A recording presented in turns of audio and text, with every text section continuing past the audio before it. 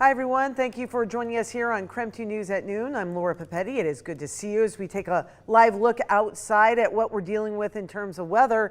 As you heard Thomas just talk about, a lot of wind out there, but also some beautiful sunshine. So everyone wants to know, Thomas, first of all, how bad are the winds going to get throughout the inland Northwest today, and when are they going to stop and the sunshine stick around? Yeah, well, the sunshine is definitely going to stick around all day long. As for the winds, we're probably experiencing the worst of it right now, centered at this noon hour, but it's likely just going to stay windy through the rest of the daytime hours. Once we get to sunset, usually the energy levels can decrease a little bit in the air, and thus our winds will start to decrease around then. In fact, our wind advisory does go through 8 p.m. for areas of Okanagan and Douglas counties. This is basically specifically for the Okanagan Valley, as those northerly winds are funneling through the valleys and in between the mountain ranges quite efficiently as of this afternoon. We just got some latest numbers in from the National Weather Service in terms of our maximum wind speeds already seen through the morning hours. Check it out at OMAC at 47 miles per hour. That's the strongest wind gust recorded so far. And you can really tell that the winds just funnel straight down into central Washington. That's why Moses Lake is experiencing 40-mile-per-hour wind gusts. Things a little bit on the outside for Spokane County. Those wind speeds have been 30 to 35 miles per hour between Spokane and Deer Park. Nonetheless, this is looking like it's going to be some of the strongest winds we get all day long. Looks a little bit more peaceful at Lake Coeur d'Alene, some choppy waters there along the lake, but you see the sustained wind speeds here. This says 18 miles per hour, and again, the wind gusts close to 30 to 35 as of this noon hour. This is all from this very dry but quick moving storm system. So that's why we're not really seeing any cloud cover, let alone rainfall, of course. Looks like any kind of showers are going to stay over the mountains in western Montana and perhaps North Idaho a little bit deeper into the afternoon, but not looking too troublesome. But since this was a cold front, it is a pinch cooler compared to yesterday, with temperatures down by about 5 degrees or so. Looks like this afternoon those high temperatures stay at about 60 degrees. Good news, lots of sunshine, still feels plenty mild for April, but the winds are going to stick around through the daytime hours, and then they'll start to wane a bit into the evening. All right, Thomas, we are talking about outside, so we do have a traffic impact alert for you here at this noon hour. We're going to take a live look at I-90 in Spokane Valley. This is where some lanes are blocked, and that's because of a diesel spill. And you can see the orange cones there and barrels there blocking some of that lane. The closure is on the westbound I-90 lanes near the Broadway exit. Crews are on scene cleaning up the spill. For the most part, traffic is moving along, as you can see nicely through that area. However, if you are heading that way, do expect to see closures until about 3 o'clock this afternoon, and we'll keep you updated. It is 12:03 right now. There are no reports of damage after a 3.0 earthquake that struck near Tonasket this morning.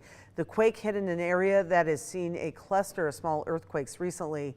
People reported feeling the quake all the way from Orville near the U.S.-Canada border down to the OMAC area. And this is coming new at noon. In the last hour, the city of Spokane did announce several new safety measures that it plans to take. Here's a look at what those include. Spokane Police will be bringing back its traffic safety and education unit. It will initially include 4 officers. SPD will also continue its DUI emphasis, with officers doing outreach at bars during closing time. The city also plans to add new red light and speed cameras as well.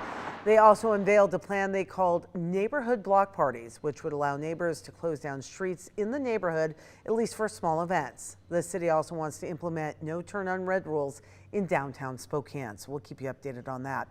Also, this is coming in new at noon. The city of Spokane Valley will be asking voters to approve a new public safety measure. The measure would raise the sales tax by 0.1% in the city.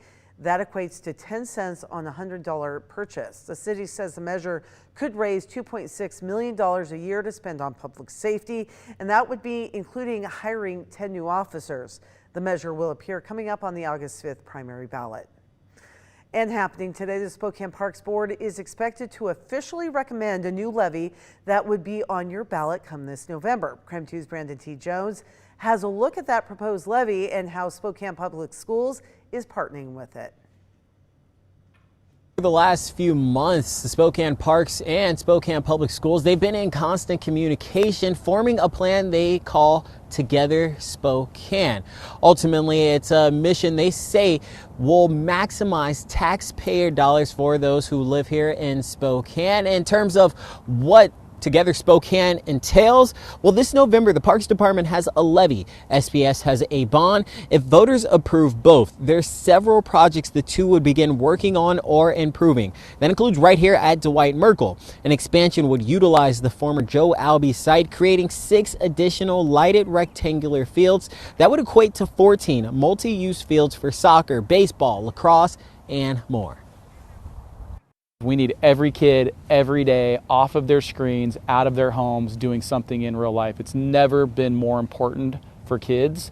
And so when we look at the mission alignment between Parks and Recreation and Spokane Public Schools, it is a natural fit.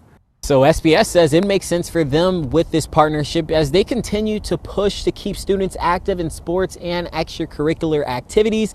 Both sides spoke on the possibilities of tournaments, access for all ages, and recreations. As for the cost, homeowners can enter their property value into the Together Spokane tax calculator. Ultimately, Spokane Parks and Recreation is proposing a $240 million 20-year levy, and Spokane Public Schools is proposing a $200 million 20-year bond. If both pass this November, they say more than 200 projects would be possible, like a Dwight Merkel expansion. But together, if they were able to pass this as a unit, they'd also be able to work on more than 30 of those extra projects together, and those wouldn't be a reality individually.